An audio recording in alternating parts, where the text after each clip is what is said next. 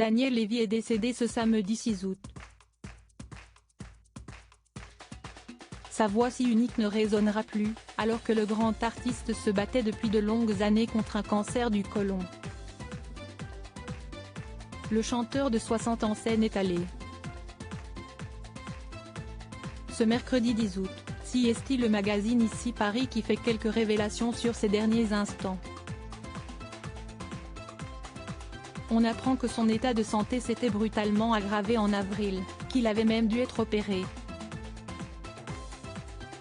Et qu'il avait été placé dans le coma 5 jours avant sa mort. Le chanteur avait alors perdu plus de 20 kilos dans les mois qui ont précédé son décès, comme rapporté par nos confrères. Malheureusement, cette tentative de l'avoir placé dans le coma pour le sauver aura finalement été la dernière. CST Sandrine Aboukra, sa dernière épouse, qui a annoncé la triste nouvelle sur les réseaux sociaux: « Mon mari, mon roi Daniel Haïm Ben Sarah Lévy a rejoint le Grand Éden. »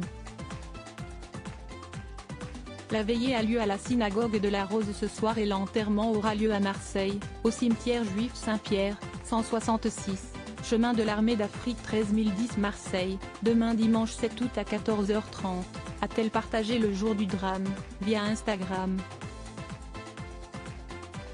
Les hommages à Daniel Lévy, célèbre pour son interprétation de L'Envie d'Heimer, écrite par Pascal Obispo, se sont alors rapidement succédés. Son fils Abel s'est marié avant sa mort. Le chanteur, star des 10 commandements, a marqué les esprits de nombreux artistes, qui ont eu parfois la chance de croiser sa route, mais surtout ceux de ses proches. Papa de 3 enfants, Abel, Raphaël et Rivka, Daniel Lévy avait accueilli une petite fille le 15 juillet dernier, fruit de ses amours avec sa dernière épouse Sandrine. Une bonheur qu'il avait accueillie avec beaucoup d'enthousiasme durant son combat. Autre heureuse nouvelle durant ces derniers instants, son fils Abel s'était marié en début d'année. De confession juive, Daniel Lévy a été inhumé dans le respect de sa religion, dès le lendemain de sa mort.